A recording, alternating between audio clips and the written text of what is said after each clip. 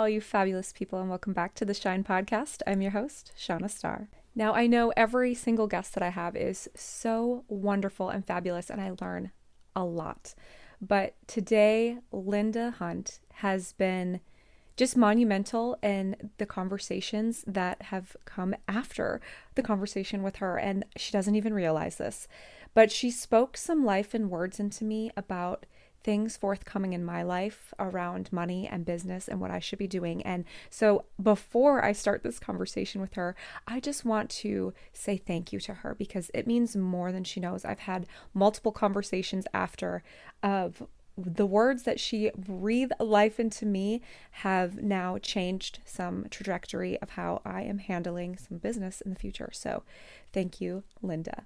Aside from having incredible discernment and the gifts of seeing something in others that we might not see, she is also the founder of Some Solutions and the author of the forthcoming book, Money Conversations, Speak the Truth, Set the Standard, Get Paid Without Apology. She has a background in corporate and an early pioneer of remote accounting services. She brings decades of financial and operational expertise paired with a deep understanding of how structure, clarity, and the nervous system capacity shape sustainable business success. Yes, we are going to be diving into a few more things all around finances.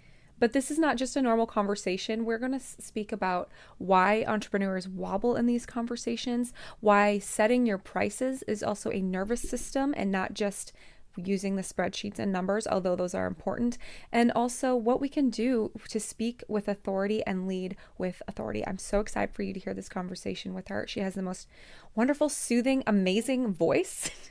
So let's get right to the conversation. Welcome, Linda, to the Shine Podcast. I'm so excited to have you here. And we've been connecting already, so lovely to see your face. Same here. Thank you so much for having me. I'm super excited to be here and talk about my favorite subject, which is money, which I'm learning is also yours. Yes, I did not know that until the last few, I'd say 8 years, where I Mhm. found I have a real passion for it.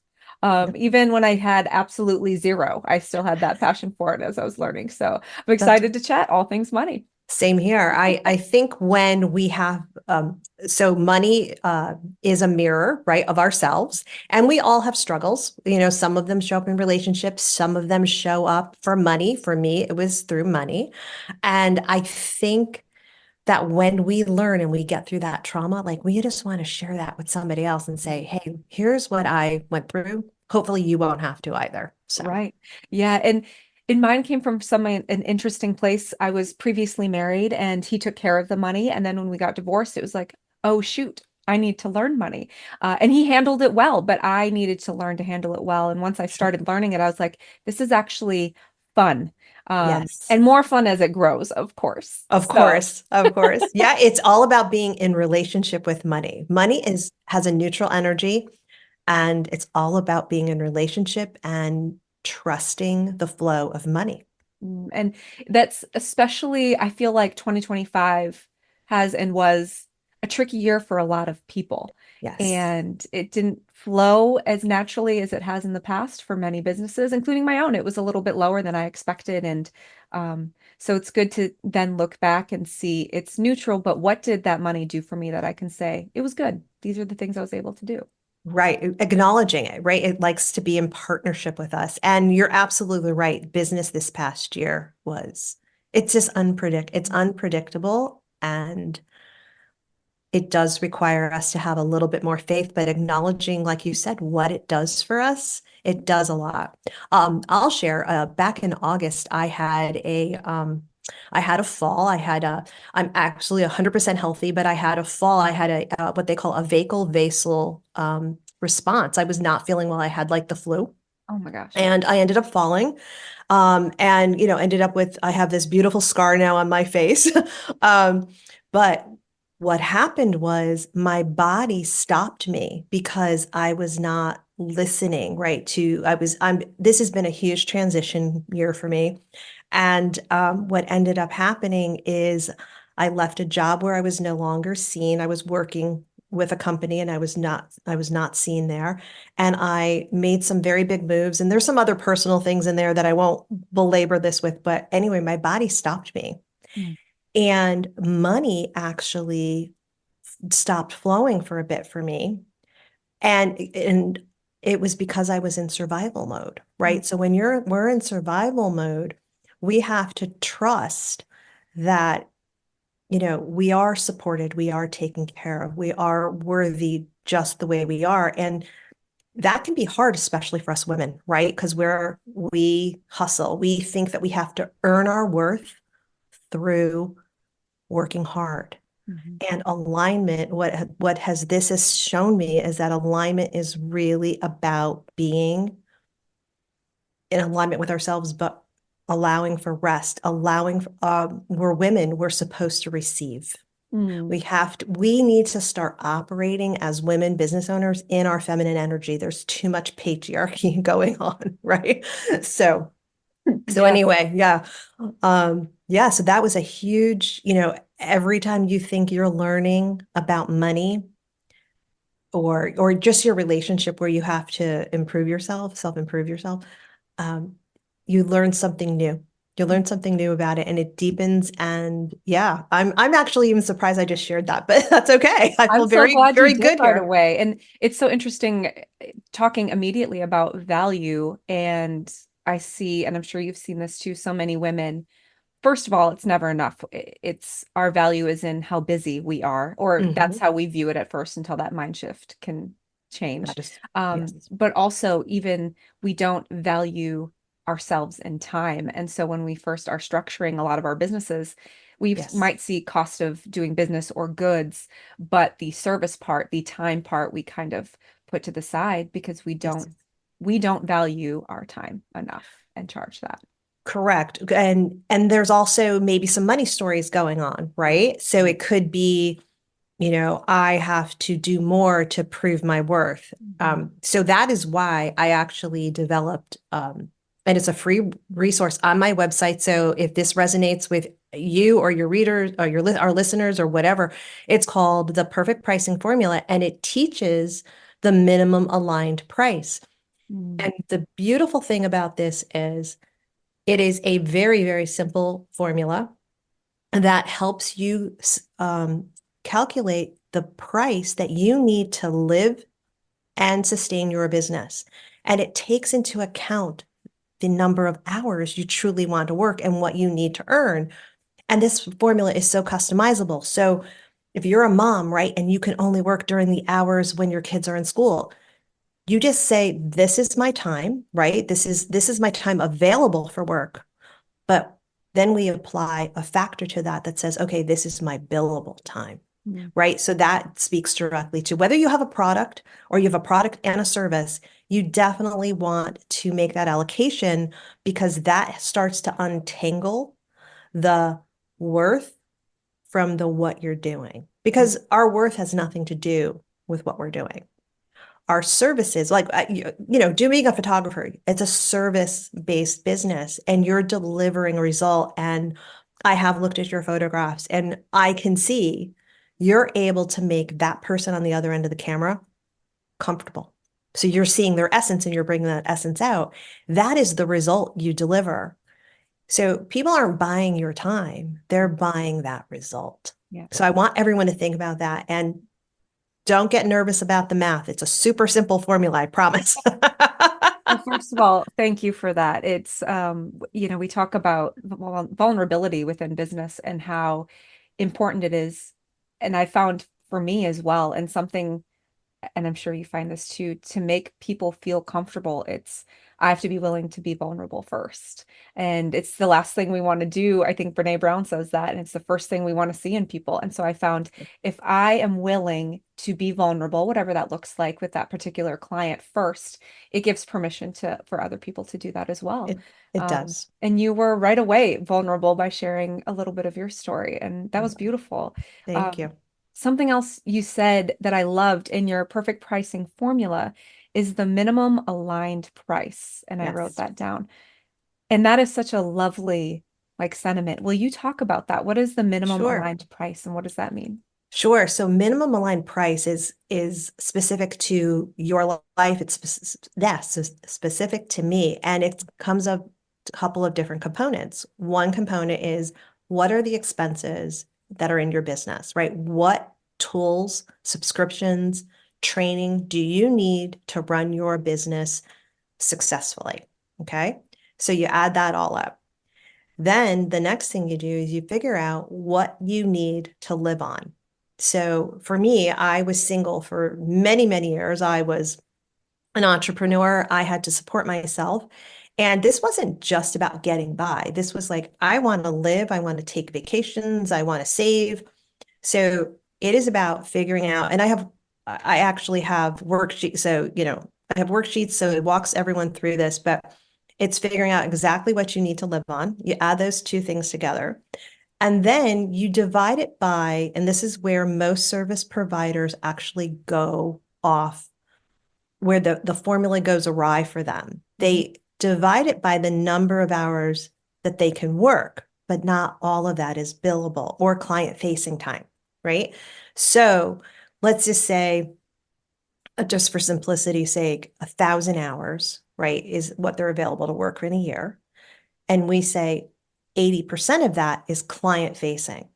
So we take that 8,800 hours and we divide it into, and let's just say our business expenses were, $20,000 and we want to make $100,000. So you take 800 and you divide it into $120,000.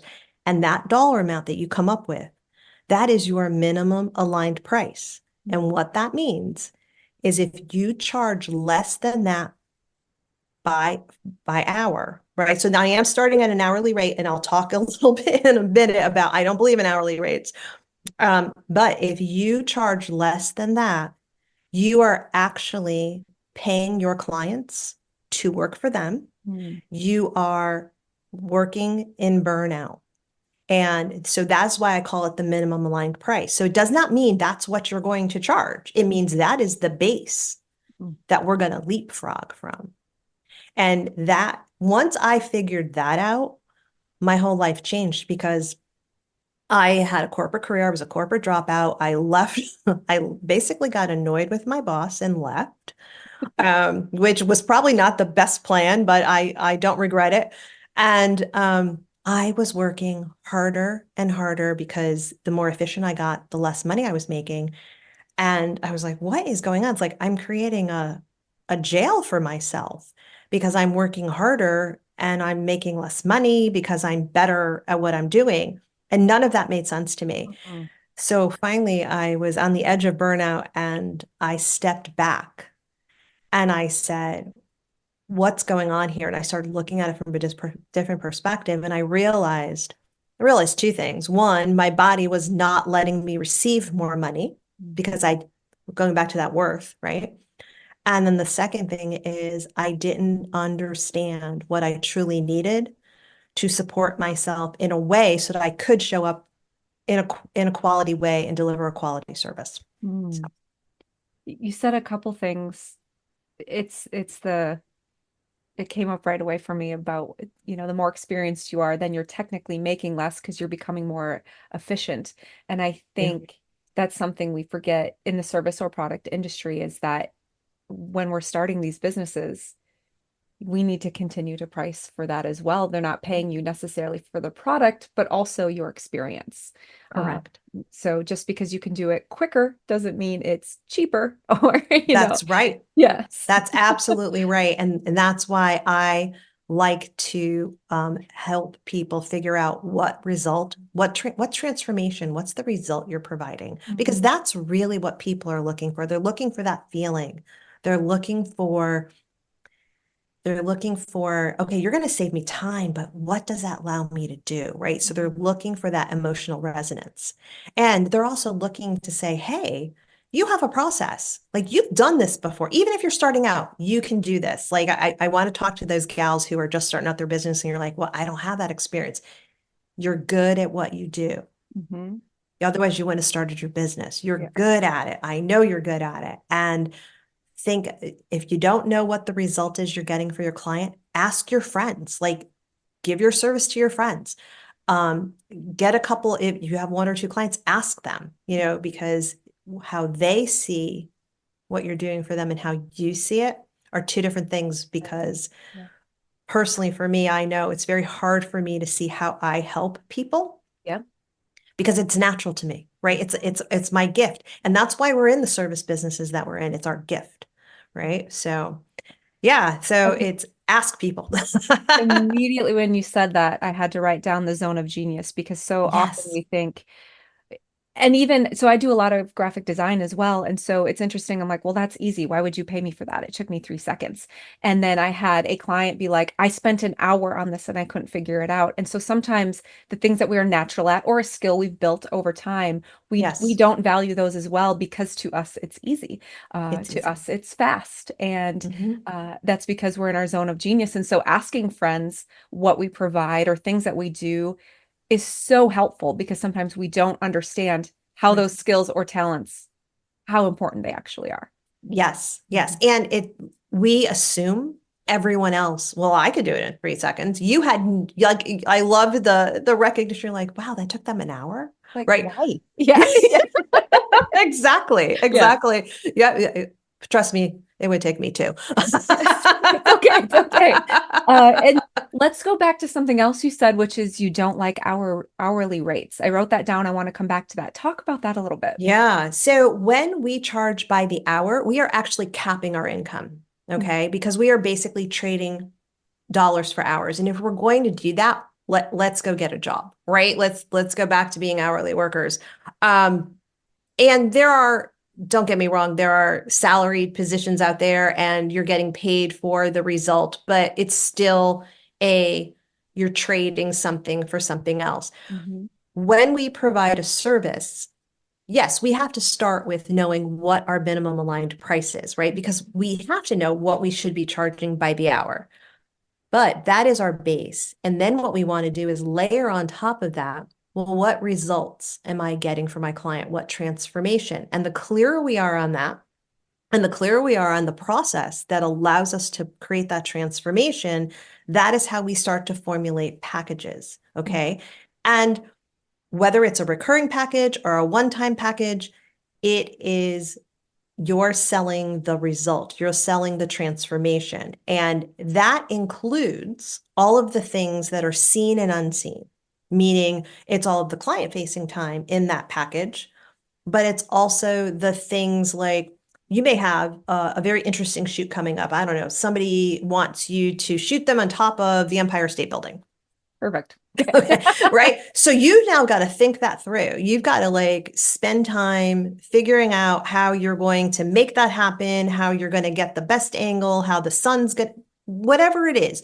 But that's all of that mental time that you're putting in there. So that is why if you just charged by the hour, you couldn't necessarily include that, Mhm. right? In charging the client because the client's gonna be, well, I wasn't with you. Like, what are you talking about? But when you have packages and you're building all of that in there, you're just you're selling the result. And again, time is not a replenishable asset. Money is. And our time, the time factor of that is very valuable. Mhm. Yeah, that still speaks to me because I still am guilty of that, and I'm sure so many listening still do that, where we think, oh, well, this is the fun creative part. Let me just think through this, and we're not being paid for technical work that we're doing. Correct. Mhm. Correct. Right. So again, this is a free resource on my website, and I do Mhm. hope if it speaks to you, go listen to it. But it does show you how to um, account for that information so that you can get paid for it, right? Because that becomes part of your non-billable time. Yeah, Yeah. absolutely. Yeah. So I know for so many starting, Mhm. we kind of talked about a few mistakes already then when packaging their services would be not to calculate that time. Are there other mistakes while packaging services that you see? Yes. So a couple things. One of them is oftentimes we forget to include time off for ourselves. So that's a big one, right? So we Mhm. want to make sure that we do that. The other thing when we're packaging our services is we want to have it so that we are creating a package that delivers our brilliance. Mm. So I learned this actually when I was teaching. I used to teach bookkeepers on the business behind bookkeeping. And one of the gals came to me and she's like, well, the client wants me to do A, H, F, and G, and they're going to do the other things. And I'm like, yeah, but wait a minute. You can't give them a quality, you can't guarantee a quality service because they're doing things or they want to do things or they don't want to hire you to do things that would guarantee your quality product. Mm-hmm. And that taught me that your base, your core package, whatever it is, say for example, you're trying to get to someone's essence. So maybe that takes you a 2 hour shoot, right? So no matter what, you're going to have a 2 hour shoot. So your minimum package accounts for the technical setup, a 2 hour shoot, the time you spend editing on the back end. I mean, I'm just trying to, I'm kind Yeah, of, that's yeah, okay. So, Mhm. but you want to make sure that you're including all of the things that go into that incredible result. So that is another mistake I see that happens at the beginning when we first start out. Wow. So something I know you've talked about is then how can leaders with authority, Mhm. rather than feeling like they're shouting or maybe trying to constantly teach their clients online because so much we're not listening, right? We don't listen to all the noise. Sometimes there's so much of it going on. Right. How can we feel then and that we're getting through to our client without being pushy or shouting at them or discounting ourselves? So you're talking about in this situation, I just want to clarify. So when the client's getting ready to hire you? Yeah, whether they're, Okay. watching you and Sure. starting to trust, starting that process, how can Sure. we sell with authority then? Sure. So I think the best salespeople are not salespeople at all. I think they're selling the solution and or they're selling the result, right? So when you're talking to your client, you can say, well, I know a lot of people are nervous behind the camera. And one of the things that I strive to do is I strive to make you comfortable. And here's how I do that. So it's more about talking about your process, talking with clarity, right? With conviction, with confidence, because you know how to deliver that result. And if you trust yourself in how you deliver your service, your clients are going to as well. Yeah. Do you think I was going to ask if, how do we speak to our ideal clients that are so often, after we're in business for more than a year, are no longer us? Our ideal clients are willing to pay more. They're not going to pay what we want. Or what we would pay for that service or product. And how can we then learn to shift how we speak to our ideal client to attract them in Right. an uncomfortable place? Yeah. Yeah, that's a fabulous question. You're right. You're absolutely right because who you start out with is oftentimes we start out taking just about anybody, right? Because we're Mhm. trying to figure out, does this resonate with us? Are we in congruence with this particular type of client? I think one of the things to do, especially if you're in your first year of business, is to audit. Like every time you've worked with somebody, write down what you loved about working with them. And then what's going to happen is over time, you're going to start to clarify an elevated, a more mature client profile. Mhm. And then what you want to do is like on my accounting services division, right?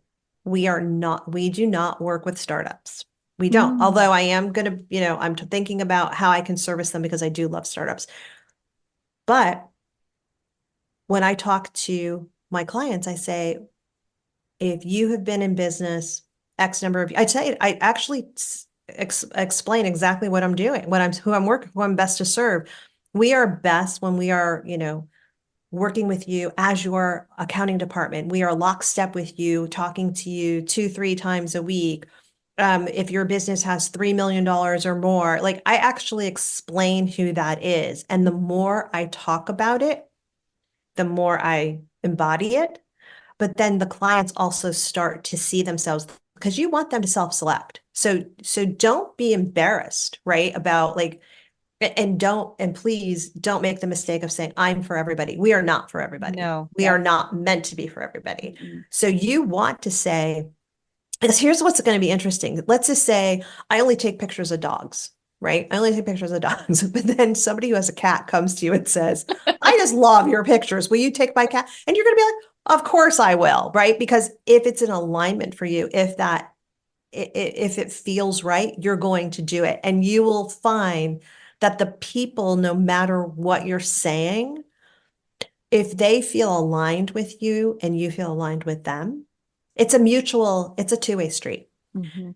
So yes, get specific about who you help and how you help them. It's so interesting you say that because I've had so many conversations, and I was guilty when I first started 15 years ago. The same thing is you think I'm for everybody because I want all the clients, which at the beginning, like you said, you just need it coming in and you need to see where it's going to go. Yes, And that's totally fine. But as you it move is. forward, I have found, and I'm sure you have too, the more you niche down, the more it actually allows others to come even outside of that niche. So maybe I showcase these women and these situations, but it actually still attracts other people because they love Yes, the look of it. They love the feel of it. yes, And it's interesting because you think that you're actually pushing away those clients. right. And what it does is find and attract the right clients. So I love It that. does. Hmm. It Yeah. does. And a natural byproduct of that is what you said earlier, is that these clients will meet you energetically Hmm. and pay you a different rate. Yes. Yeah. Yeah. And uh, also for me, when people are like, well, you're not for everyone, I'm like, no, I want people to be like, heck yes, I love her. I want to repost her. I want to share, talk about her, or I want to, ew, I never want to see her again. I don't want the lukewarm because they're No, not going to send you clients. They're not going to hire you correct. again. You either want them shouting from the rooftop or not giving a crap about you. And that's okay. Exactly. They're not for you. They're not for you, Mhm. and they will find who they're supposed to work with. Yeah. Right. Right. Right. Yeah. No, I that you that's exactly right. That's being in alignment. That is, yes, yeah. Then maybe what are some actionable steps? I know people are listening and they're like, that sounds nice, but what are some actionable steps then that we can take that leap and change our prices or change how even we work through some of those mindset sticking points to move forward? Yeah, that's yes, we have to make this practical now. So, okay. So when you're starting out, like you said, we're working with everybody. Mhm. And I think the first place to start is asking yourself, what is it I actually like to do in my business? Mhm. Because when I first started out, we were working with there was a service called historical. I only had an accounting services business when I first started, and there was a group of clients called historical write-up clients, and those are the clients you did after the fact. I took those clients at the beginning because, like you said, you're taking everybody. But what I recognized in about 6 to 9 months is I didn't like working with them. And it wasn't because they weren't nice people. It was because we had to constantly chase them for information. Mm. So there were things about working with them I did not like. So ask yourself, who do you like working with?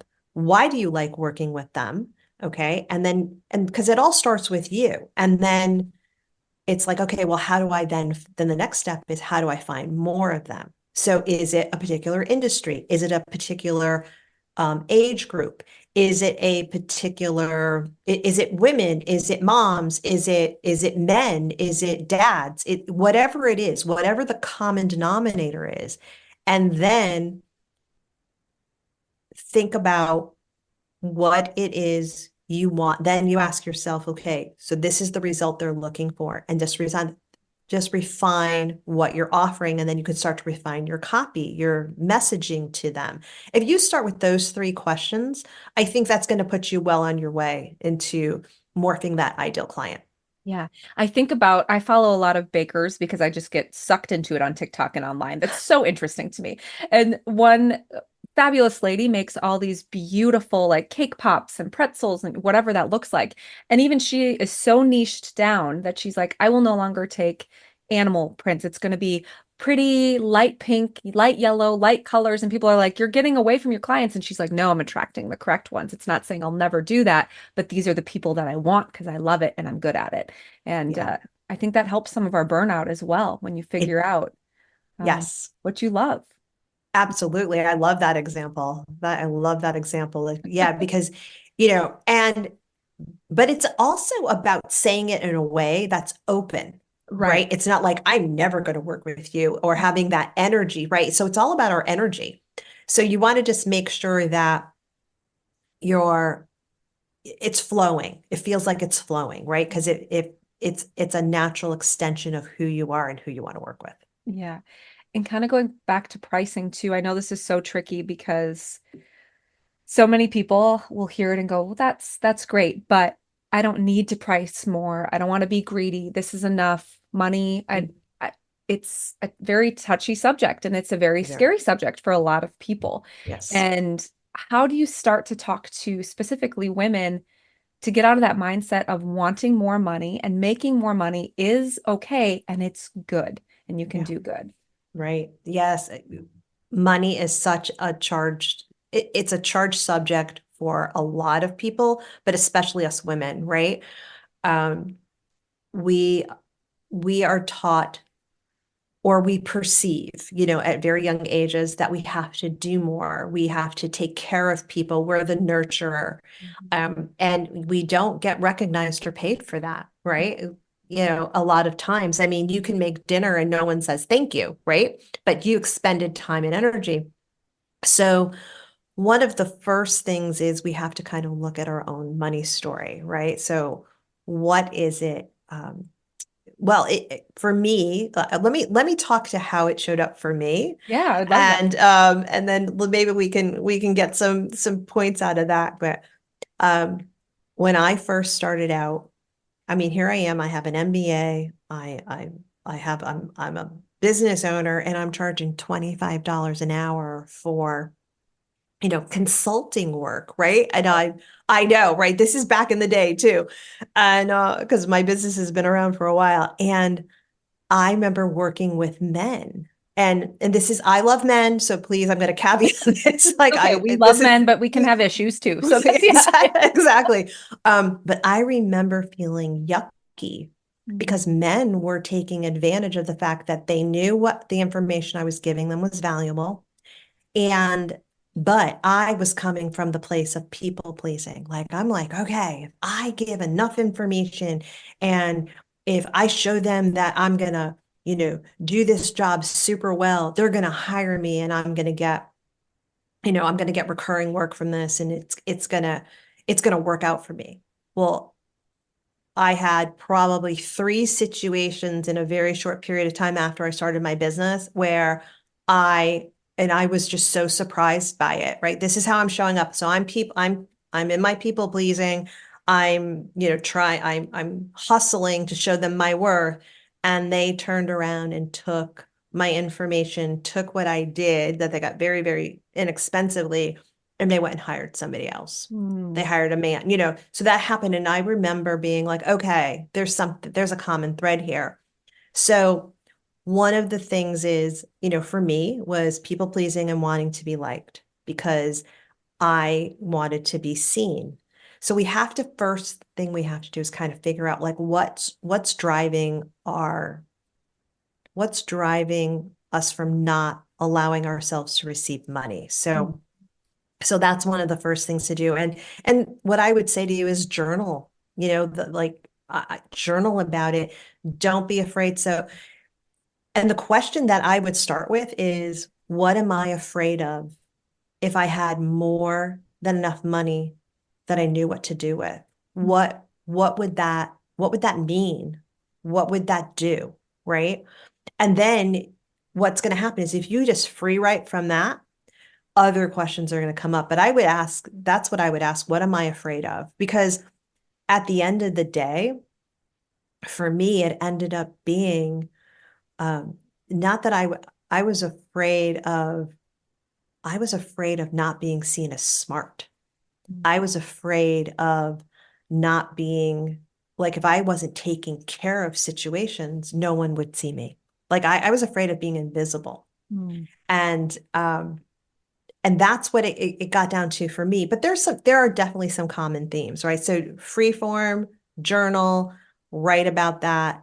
Um, as women, learn about money, right? And I'm not talking about there's energetics of money. Money is energy. Everything is energy.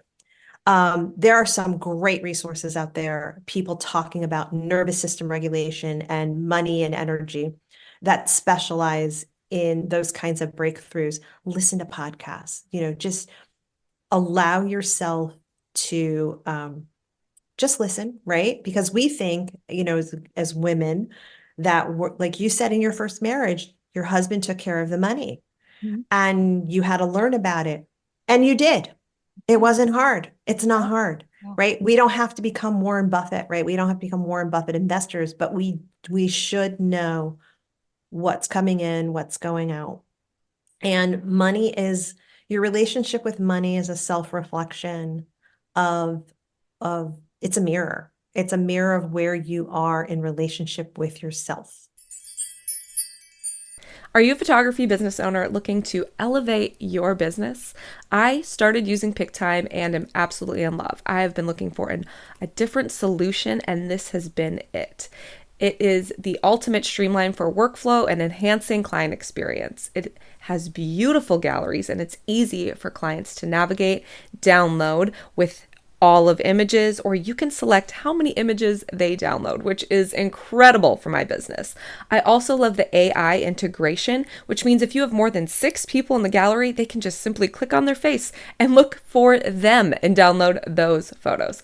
I love it. It has a built-in e-commerce capabilities, making it simple to sell those digital downloads, prints, and merchandise all in one place. Now you can join the thousands of photographers who trust PicTime and me not to just store your work, but grow your business. You can try it for free with my code and get also an extra free month when you upgrade to a paid plan. Link is going to be in the notes, or you can head to devistaphotography.pic-time.com/referral. You can head right to the notes and click on the link so you can start your beautiful galleries today. What came up for me is, right away for myself when I was first learning is I think women feel scared. There's lots of reasons to not want to learn about money for people, like you said, their own money story. But I know sometimes it derives from we feel like we should already know Mhm. how to invest, where to invest, about all these accounts. And Right. so even facing that, we feel dumb. We feel like we We should do. know this. And We so do. I love what you said about just listening because that's how I learned. I read so many books. I talked to people who had more experience and just listened. And when I absorbed, I was like, this isn't difficult. There's a lot of Mhm. information, but it's just really allowing yourself to know you're not going to be perfect when you try anything, just like a skill, just like anything else. But Exactly. with money, it feels different because we all have some Yeah, sort of money flow. we And do. so it's hard to look at it and go, I actually don't know these things. But Right. that's okay. It's okay. And Mhm. none of us were taught. I mean, I think Right. just now they're starting to teach children about money, like the fundamentals of money. None of us were taught this. None of us. I was at the dentist just the other day, and he said to me, he was graduating dental school, and he said they had a class on how to take student loans and what it meant with your credit score. He goes, "We're graduating. This class, there's nothing about business." He said there was nothing about business. He said dentists are not really good at money. This was his words, not mine. But anyway, it's just fascinating to me that here we are, all highly intelligent people. We're highly intelligent people, and no one's taught us about this. Mhm. And we've also observed our parents, right? So I was raised in a middle class, family. We didn't want for anything, but my parents lived paycheck to paycheck. So you pick up those silent money cues, and without realizing it, we carry it into how we interact with money.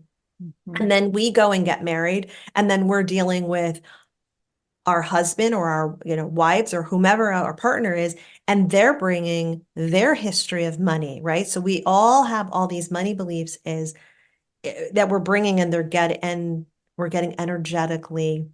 This is why it's such a big issue in marriages and relationships, right? Yes. Because our money is emotionally charged. Yeah. All money's neutral, and if we can look at it neutrally, right, without like when I was not making any money, when I first started my business, or I wasn't making enough, I was avoiding my own bookkeeping, right? I wouldn't do it. Mhm. But then I said, okay, no, this isn't good. Money wants attention. So I would go in and I would look at it. And the first thing I would do is I would just observe. I'd be like, oh, and then it'd be like, oh, look at this came in. Oh, I got this refund. It was just acknowledging it in a very non-emotionally charged way. And if something emotionally charged me, I would then go write about it. Like, why did that upset me? Mm-hmm. And then I remember one time I was chastising myself for spending money on, I'm like, I shouldn't have jumped and spent that money. Mm-hmm. So I got mad at myself. But then it was more about learning about how to put the pulse on making a decision. The decision ultimately was correct, right? But I was chastising myself because I jumped the gun and I should have waited, whatever, whatever, whatever. It was all a story. It was all a story. So yeah, it's emotionally charged. Um, It's so interesting hearing some of that. So I've had to deal with that. We all do therapy. I've had health issues, so because of that, they sent me to therapy, and we ended up talking about money, right? And so, growing up, mine derived mostly from my biological dad, and I remember he made enough money. We were fine. I if I wanted a toy, I got a toy. There was nothing, we were right. good.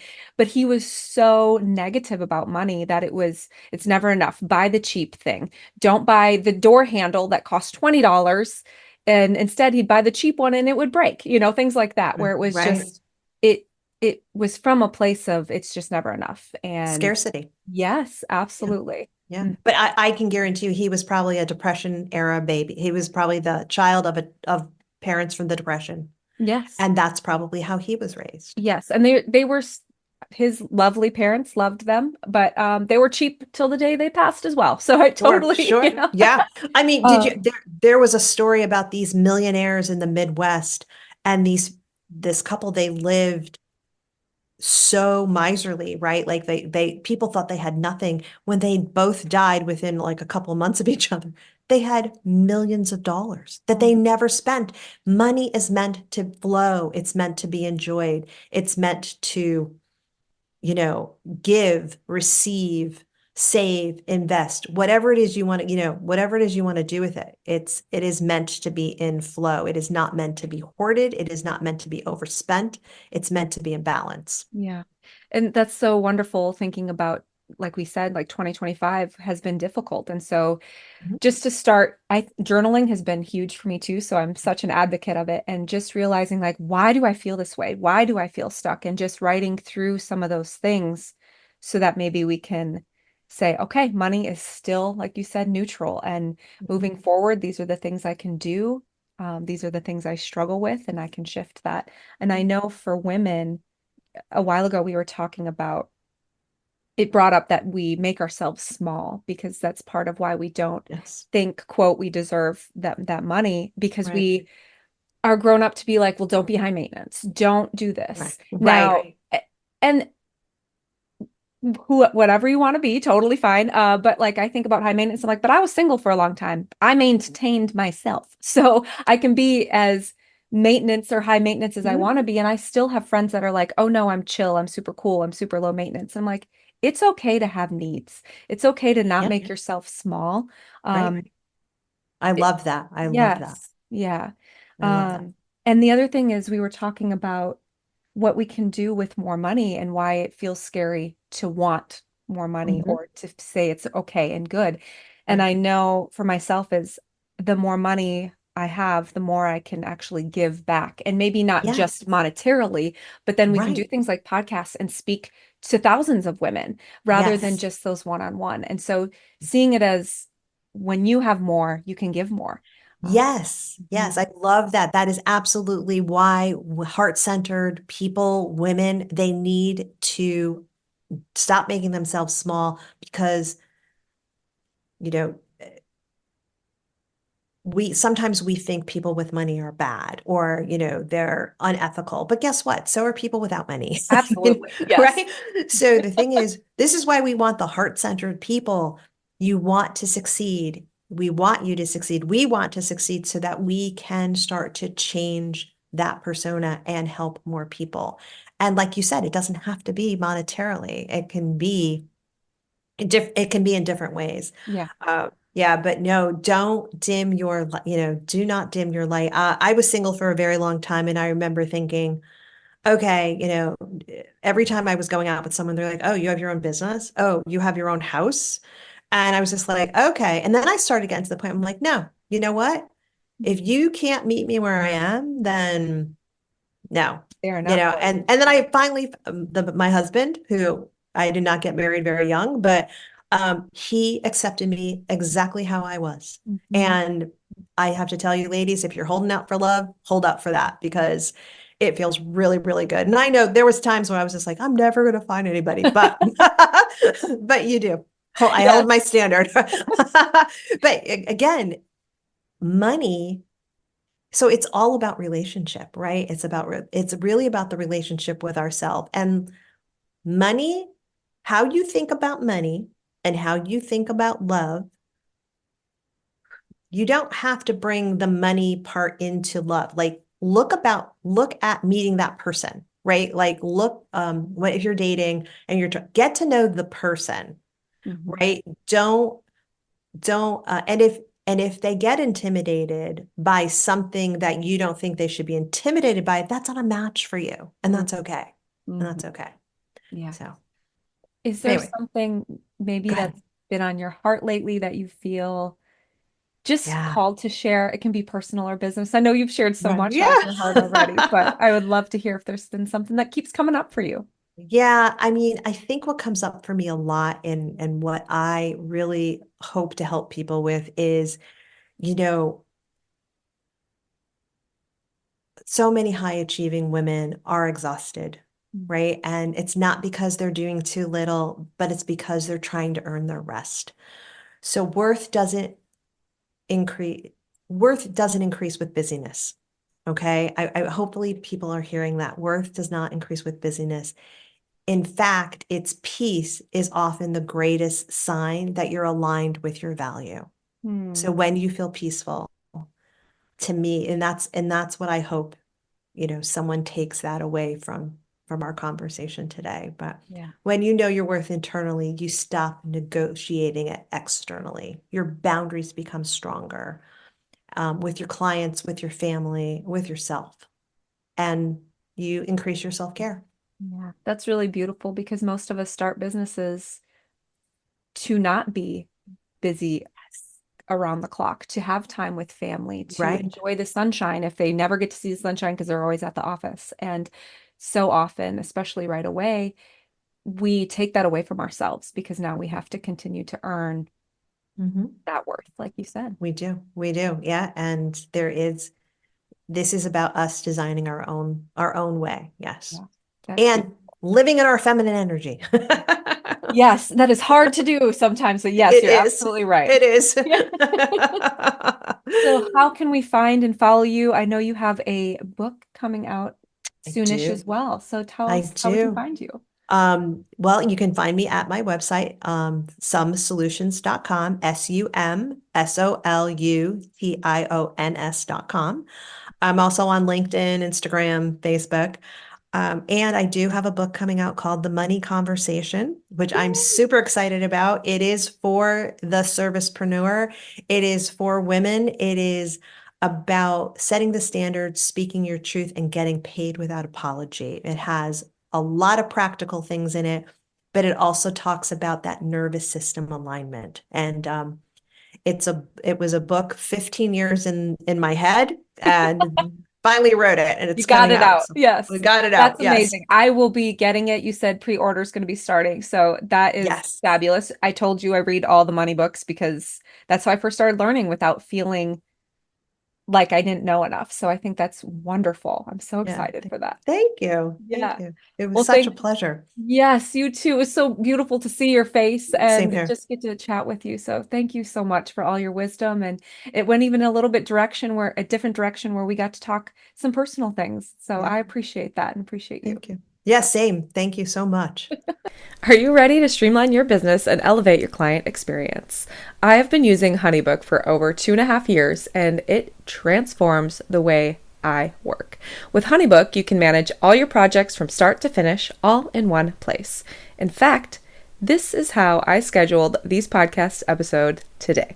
Say goodbye to scattered emails and unorganized files. With its user-friendly interface, HoneyBook allows you to create professional proposals, contracts, and invoices that impress clients and make you stand out in your field. automate your workflows, and spend less time on tasks, freeing up time to focus on what you do best. HoneyBook's client management tools help you keep communication clear and consistent, ensuring that every client feels valued, informed through the entire process. Plus, with the ability to accept online payments, you get paid faster and more securely. Right now, you can get 30% off with my discount code. You simply just go to share.honeybook.com/Shanna Star. That's SHANNASTAR. It will also be in the notes for you. I love HoneyBook and can't wait for you to use it too.